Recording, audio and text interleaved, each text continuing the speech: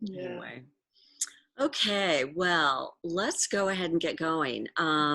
Welcome to Sausalito Books by the Bay, everyone. I'm Cheryl Pop, and I'm broadcasting live from the best little bookshop on the Bay here in downtown Sausalito. I wish you could be here with me in person, but I do appreciate you joining us remotely. If you live in the area, I figured it's probably easier for you today to be tuning in than having to get in your car and drive down because it's a very rainy afternoon here in the Bay Area. So um, I appreciate everyone joining us remotely. This is all new for all of us. And this, in fact, Gail, you may have heard said, this is her first time to do a Zoom speaking engagement. It's our first Zoom author event at Sausalito Books by the Bay. So we're excited to have so many of you joining us. And it's a maiden voyage for us all. So very delighted to be sharing it with the lovely Gail Andersen Stark, who is also a local Sausalito author and resident. We love our local Sausalito authors. So thank you for joining us, Gail. Thank you. I think most of you know she has just penned an incredible book, Creating a Life of Integrity, in conversation with Joseph Goldstein. We're going to hear a lot more about that. Gail and I are going to be in conversation, and until the question and answer period at the end of this, I'm going to keep everyone muted because, as you probably know from previous Zoom calls, there can be a lot of background noise, which is very disruptive.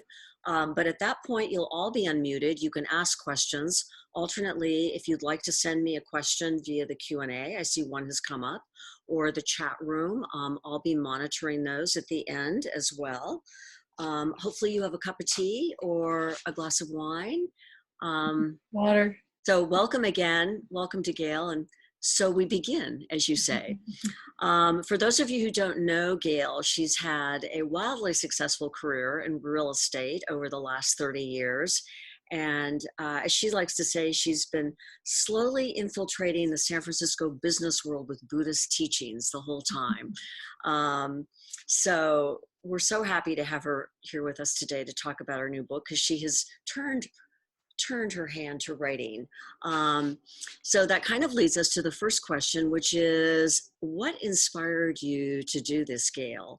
What was the evolution? How did you get from A to B? I know you've been a student of Buddhism for many years, but why now? How did this happen? Well, I've been a writer first my whole life. My mother used to kid I came out of the womb writing notes. And so I wrote poetry and books and, just all kinds of things, and read poetry in front of classes when I was in grade school. And, so it's always been a passion for me. I have a couple books, other books in the garage at the moment. So that has always been true for me. And then as regards Buddhism, that happened almost 30 years ago when I met my husband-to-be. And there's a great story in the book about that. He and I and a very good friend of his, Joseph Goldstein, and I were on a trip to go up to the mountains to ski. That's the first time I had met Joseph, and I had been dating Ron for maybe 2 months. And so we're in the car and we're driving up, and I was really nervous about meeting this very famous gentleman who was a Buddhist scholar, and I had this vision of a Buddhist scholar. And Joseph does not fit that vision. And then driving up in the car, the two of them in the front seat and me just sitting, spellbound in the back, they were matching wits and laughing, and I was laughing, and I'm like, well, this is going to be a fun trip. And so the three of us have done a lot of traveling together and are very close. And he was an inspiration. So literally within a few days after we returned, I signed up for his first 10-day meditation retreat, and I was launched. There you go. So that explains the Buddhism. Why integrity? Why did you choose that topic? About 20 years in of knowing Joseph, I started having a really uncomfortable time. Everything was just not, coming together. I was in some difficult uh, emotional and mental questioning. And so, of course, after 20 years, I reached out to Joseph and said, "Would you be willing to?" I didn't even know what to call it. I said, "Would you be willing to like do some therapy here or something that I could kind of check in with you?" And he said yes. And so on our very first talk time together, this was on a phone. He suggested working with the paramis, and that they were 10 components of integrity. And it wasn't until like 2 months later I had the nerve to ask him, "Well, why integrity? Did you think I needed some work on my integrity or something?" And he's like, "No, no." But that's actually how it started. And so each month he would give me instructions for the first parami, and then going on from there. And I would take them into my daily life in real estate, and marriage and friendships and family, and try them out and try to stay true to those teachings for that month. And then at the end of the month, we would have a meeting either in person or on the phone, and I would report back. And after the first time of that, he and I both were like, "Whoa, this is really, this was fun. This was good." So I said, "You know what? Why don't I tape these conversations?" And so we went back and did the first one, and then I taped them after that. So for me, for Joseph, I think for people I've talked to so far that have read the book, there's a lot of magic in those conversations, because I'm just bearing my soul with someone I trust. And Joseph's Joseph's strength is that everything just sounds so simple when he explains it. It's so clear that and so it's just really beautiful. We both really got into it, enjoyed the process very much. And you capture so much of that in the book. Talk to us a little bit about the paramis, because I don't know that everyone knows what they are. And I'm going to use. I know I wasn't sure I was even saying the word right. So I know you did good. Going, Gail, am I saying this correctly? So, but the book is structured around the paramis and around these conversations that Gail has had with Joseph, and so I think it's an important part of how the book is structured.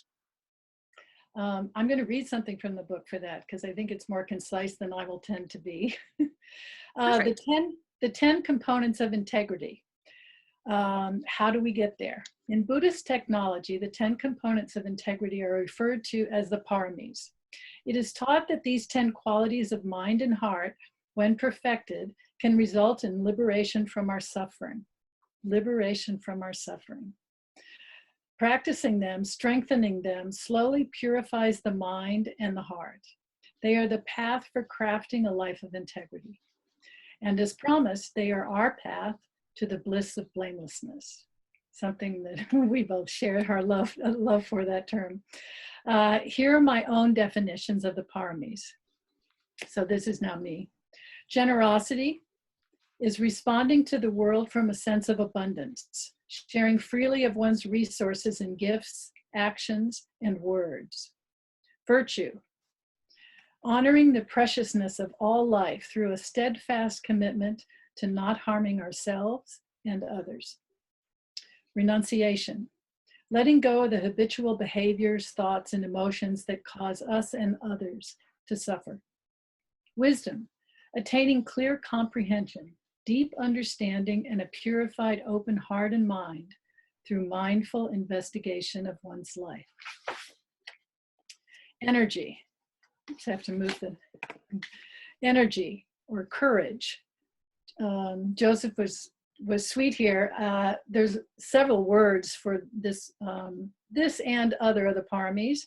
And so when I asked him about it, I said, "Well, which word? Energy, courage, And he goes, "Well, use one for whatever the situation is." That's so classic Joseph. So energy, courage, perseverance, and vigor in a mind that does not retreat from, but rather relishes difficulties. That's a tough one for me. Patience, being tranquil and welcoming with things as they are. Another tough one for me. It's very hard for me. Yeah. Truthfulness, seeing the world and speaking and acting in it with a mind and heart unclouded by greed, hatred, or delusion. Resoluteness, carrying through on our deepest aspirations with tenacity and wisdom. Loving kindness, relating to the best in others and ourselves with an open heart, free from attachment or aversion. And last, equanimity, impartially embracing whatever arises with a non-reactive, compassionate heart and mind. Those are all really, really big concepts. And I think one of the things I enjoyed about the book so much is that Gail makes it all very accessible. She actually refers to it throughout the book as a workout program. You go to the gym to hone your muscles, and you read through this book to hone your integrity by going through these different 10 paramis. So it's a very, I've said in sharing this book with other people, I don't always resonate with these kinds of books. They tend to be a little too Zen-like, and I get lost before I'm found. I'm just like, it's way over my head. Even though I think most people in the Bay Area, myself included, are familiar with and admire Buddhist principles. One of my brothers is actually a practicing Tibetan Buddhist, so I know a little bit through osmosis, but some books applying these wisdoms, I think, can get mirrored in too much Zen talk or Zen speak or whatever you want to call it. And yours doesn't, which I think is very helpful and makes it a very useful resource, even though you are paying tribute to the traditions and disciplines of the religion. And I'm assuming, was this all very intentional that you made it so? It was absolutely intentional, because I spent most of my life in the world of business. And most of my colleagues do not want to listen about my Dharma 20th 10-day silent meditation retreat when I come back all enthralled. And so I specifically wrote the book for those people that I may not make it to a retreat and do not have an inclination to pick up a Buddhist book. So that was my goal. I've done a little teaching around it already to people that have no experience with Buddhism. And that was my goal right from the beginning. Yes. Yeah. I think Tricycle Magazine even said, and we'll tell you what that is. I didn't know either, but we'll talk about that later because she's doing a program for them. But Tricycle Magazine referred to it as learning how an off-the-cushion practice of inquiry can release us from our habits. I thought that was very well put, and that's what you're saying. Yes,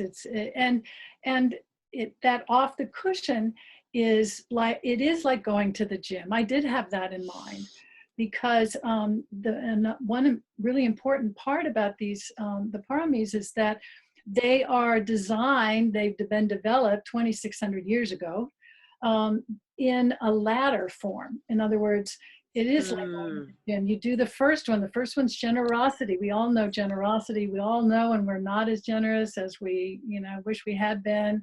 It's easy for people to relate to. And then each subsequent parami is taking us in a little further understanding and they build on themselves, so that after you've got resoluteness, you're more able to then, understand the next one that's coming and the next one. And they build on themselves, just like doing your exercises at the gym. And there's a lot of skiing in this book. They all are excellent skiers. So it's kind of like going from the greens to the blues to the black diamonds, and then skiing backwards, which I will never do. Anyway, let's talk about, I love this concept, the bliss of blamelessness. Can you expound on that? I wonder if I have something on it. the bliss of blamelessness is I actually have I now own the blissofblamelessness.com. All right, good, So good. it'll be a blog to follow up with the book. But the way I would describe it, and that we all can relate to, is again through generosity. We know when we haven't acted according to our own definition of integrity. We know, and we feel lousy, and that feeling can come back and come back and come back to haunt us.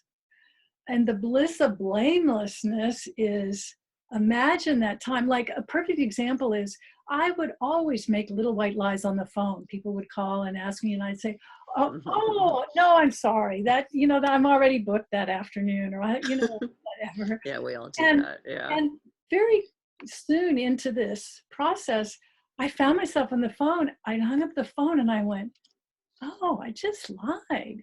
And I felt bad.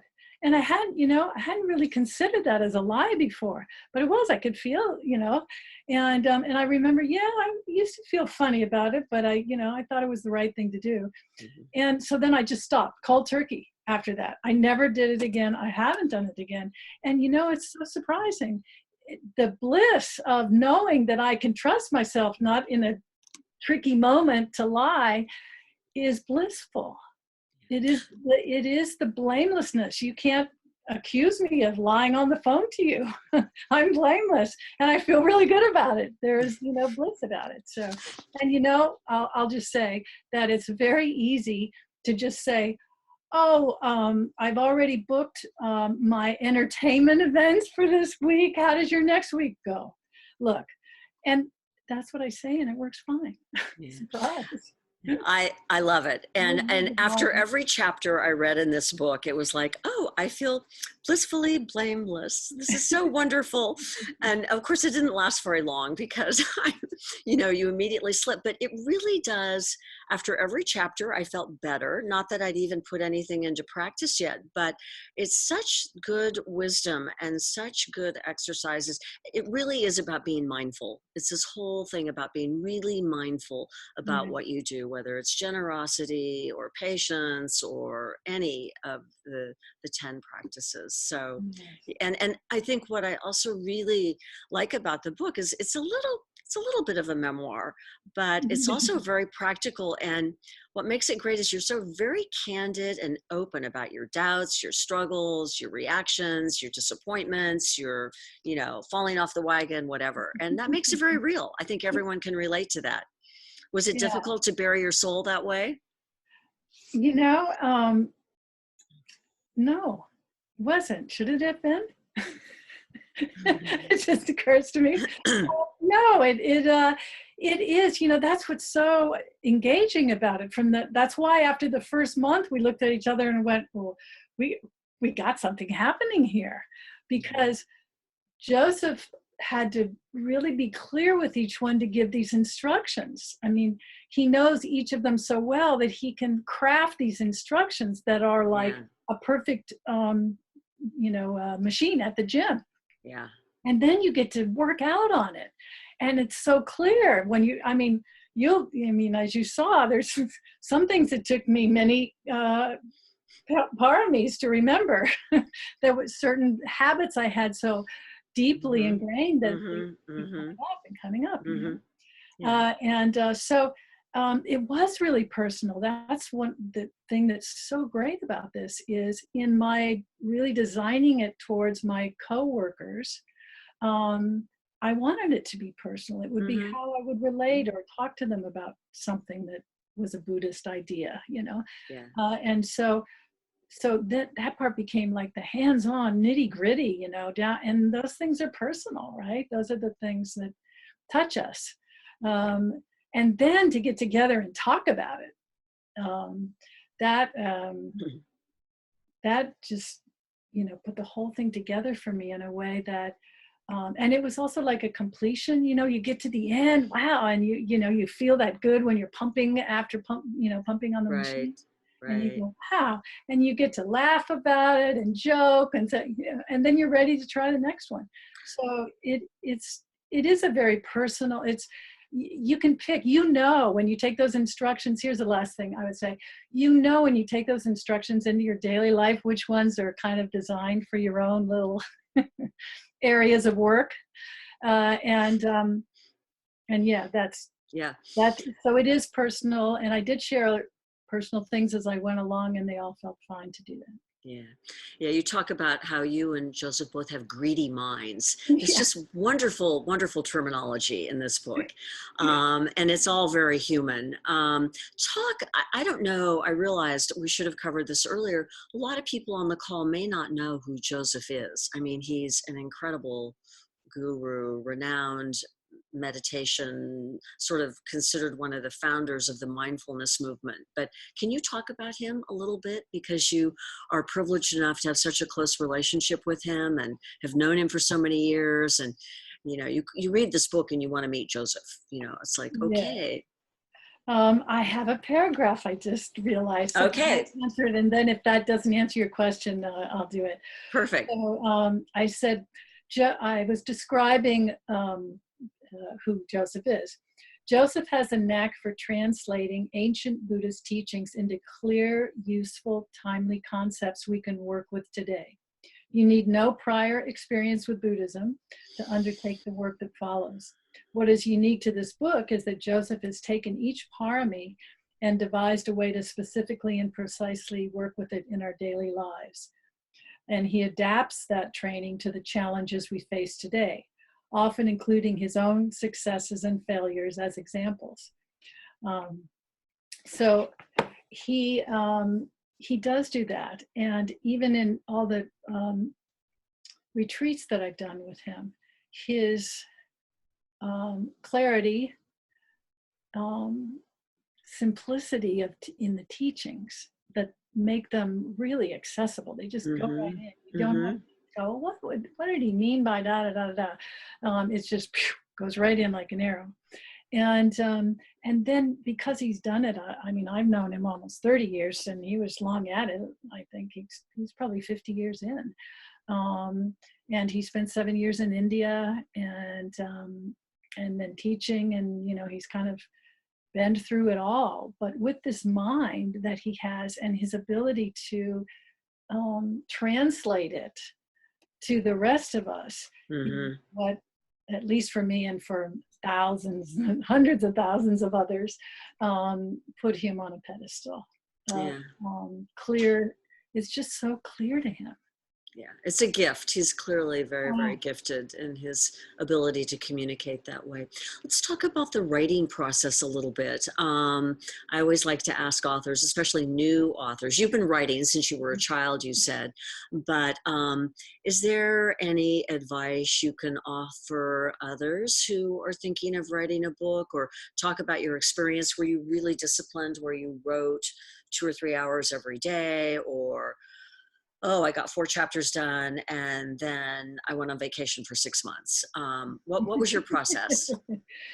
my process was, well, first, it is something I love to do. So I have it much easier than a lot of people, I think.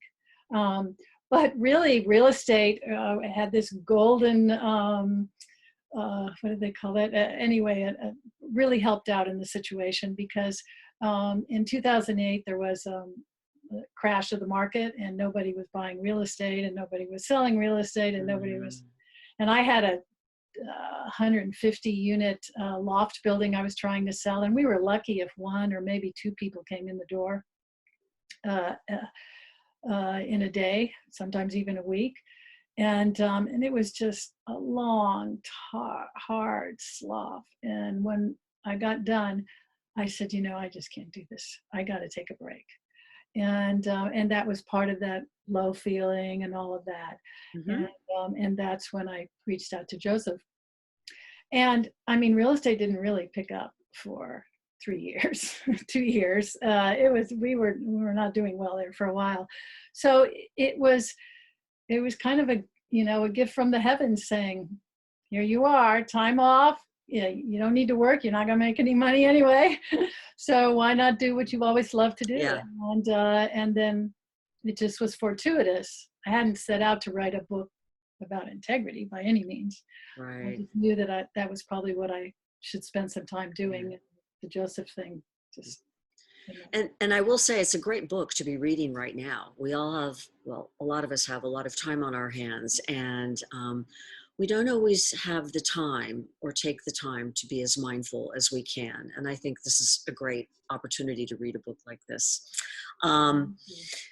Talk to us a little bit about, I know you said you've got a couple books in the garage that you may pull out. You think there's another book in you, but you're also going to be doing some teaching. And I Right. promised everyone we would talk to them about Tricycle, which is a very revered Buddhist publication.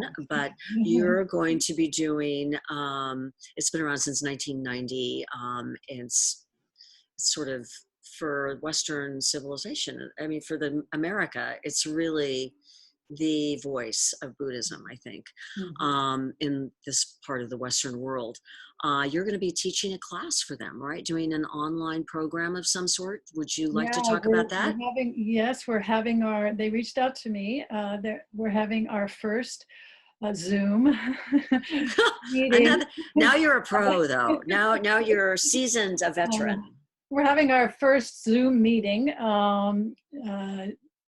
next week, and the program, as it's being very loosely presented to me, will be a year-long program that will have work just as I worked and as I have taught a little bit around it, monthly sessions. So you have lots of time to take those teachings into a life where sometimes a week goes by before you even think to go back and read the instructions again, you know.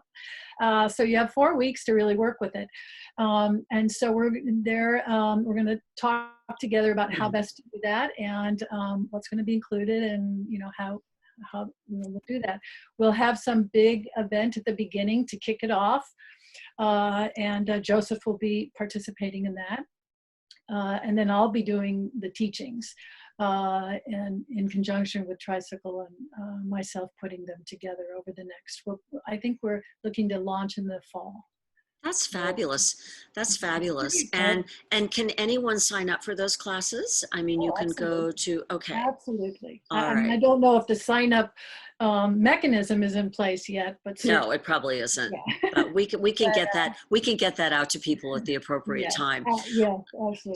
So my last question, and then I know some of our attendees and guests would like to ask questions as well.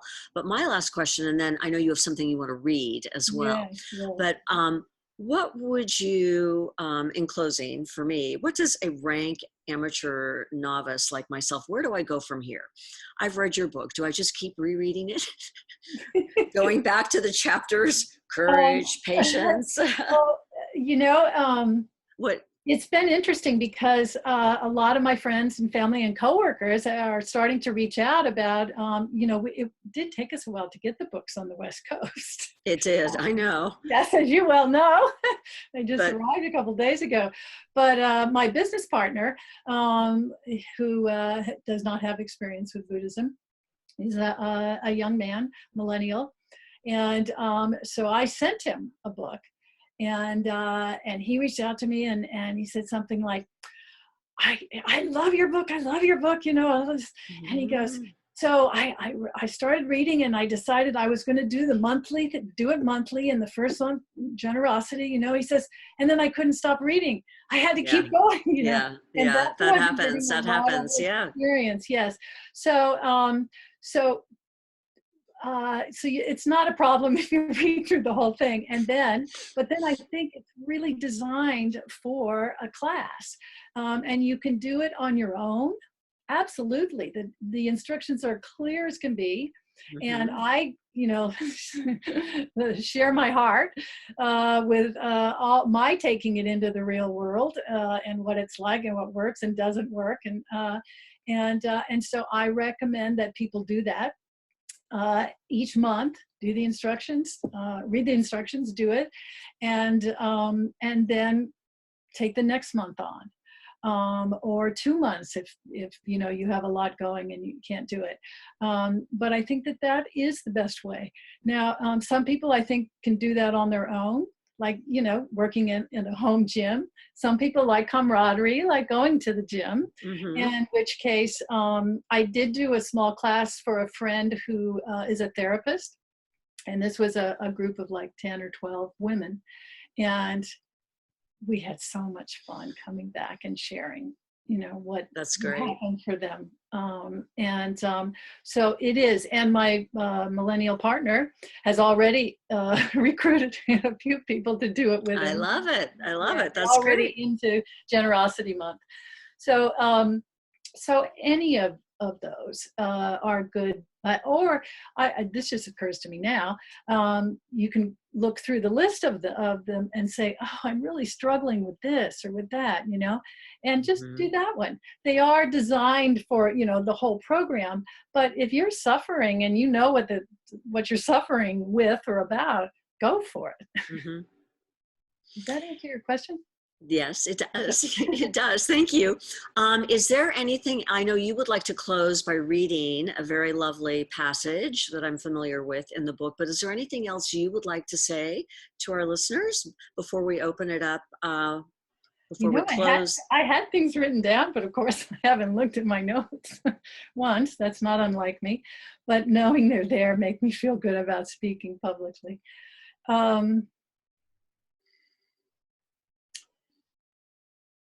It is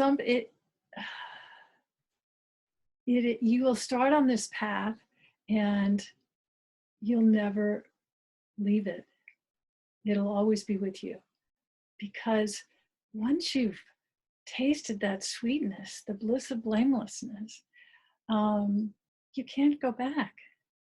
And of course, and it's not just for yourself, but most of the time, what we're so upset about when we don't follow our own sense of integrity is we've hurt somebody. You know, we said the wrong thing, and it wasn't like that was intentional. It was just what happened in a moment, you know. And so this is how to get better at that. You really can get better at it. It's amazing. Nobody ever told us we could get better at our integrity. You know, we learn what it is in you know, a church or a place of worship, but we don't really know how to get better at it. In fact, I never really considered that we could. Even Buddhism, as I've been working with it, I've been working with it more on like opening my heart and my mind and being less reactive, all those qualities that are behind this.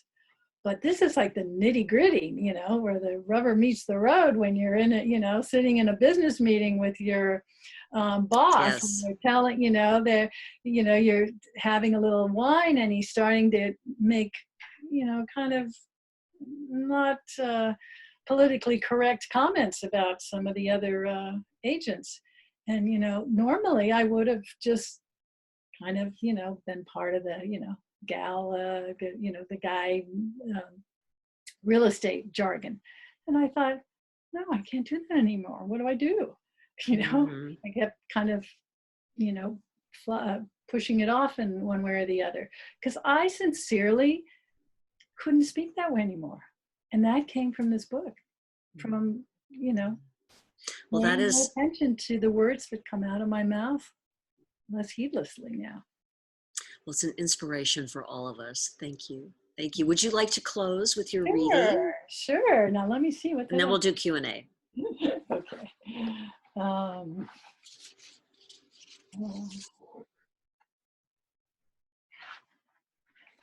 Yes.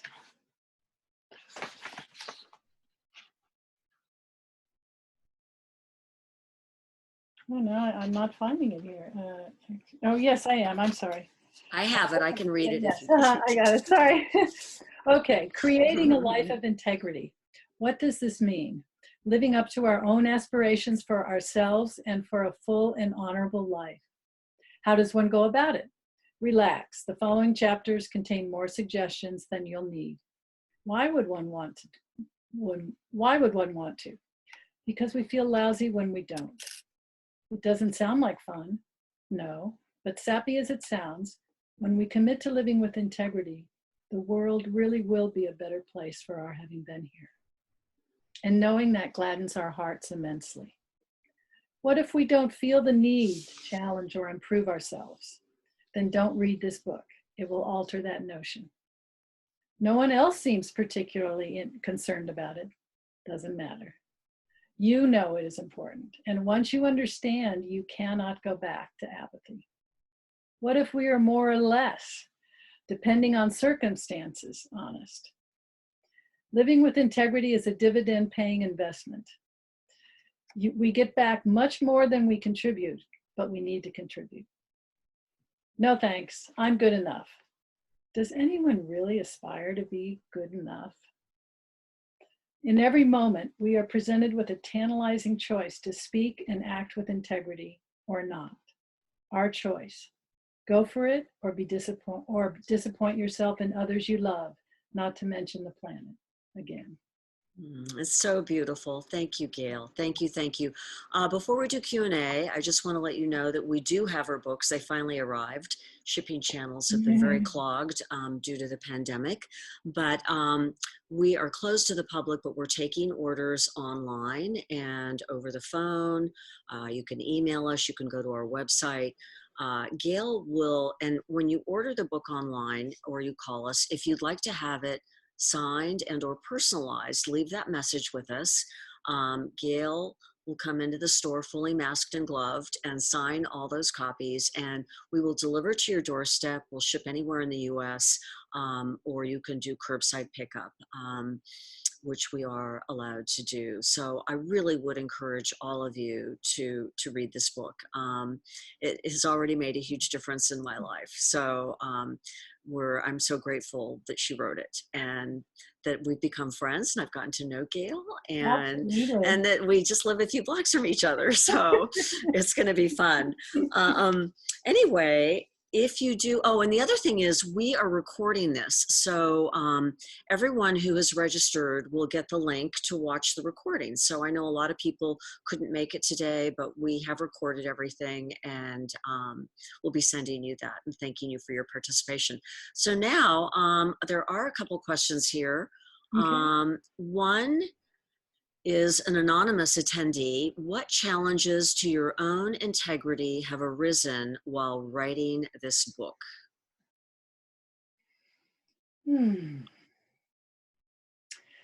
Well, I mentioned the one that I could no longer schmooze. Yes. In an alcoholic situation with that same camaraderie and feel good about it. So that was a small one. Gosh, I'm trying to think of what. You actually mentioned quite a few little incidents throughout the book. She talks a lot about how it's been challenging for her. That when you were reading it, well, I was challenged in almost every one of them, but probably, and it's a little more, it sounds simplistic, but it's not so simplistic. Are you being generous because it makes you look good, or are you really being generous? Are you,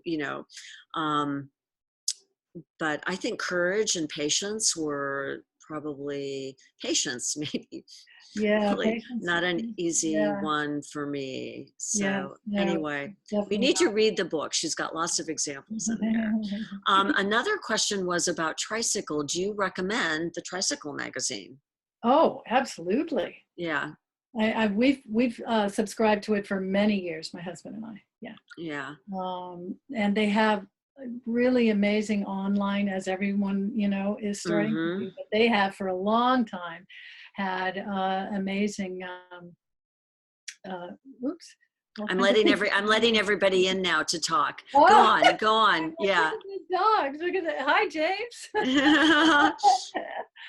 we couldn't do this to Smart because it'd make her too nervous. Anyway, go on. I forgot what we were talking about. What? The Tricycle magazine. Oh, yeah. So it's fabulous. I highly recommend it. It just answers questions you didn't realize you were about to have. And the next month, poop, there they are. Oh, now I know what to do. So, yeah. Okay. Does anybody else have any other questions? I have one. It's Ray. Hi, Ray. Hi, Ray. Hello. Hi, Gail. Hi, Cheryl. Hey. I sent this in under chat. Oh, okay. Oh, here it is. Gail, how you thought the current crisis fits into Joseph's concept of leading to a simpler life. Well, I think Good question. that, yes. Integrity is actually very simple, right? It does lead to a simpler life because it becomes clearer and clearer to you that you really have only one choice when you got that going on. Something's not. Something is not right there. You're off your integrity balance there. That's why you're struggling with yourself. I mean, that's the good news and the bad news. And so in answer to the situation now, gosh darn it, if everybody, I won't get specific, but if everybody could read this book and embrace integrity, can you imagine the world? I can't, actually. But I know that this is a path to getting better at it.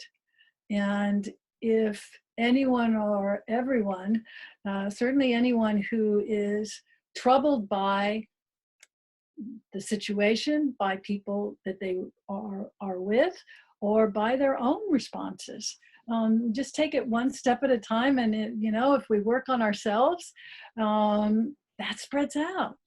My speaking about it spreads out. People, I was doing this class for my friend, her group, and these were all young women with kids and everything else, young kids, and she was making a copy of something and left it on the copying machine, and her husband found it and came to her and said, "What is this? I need to read more of this."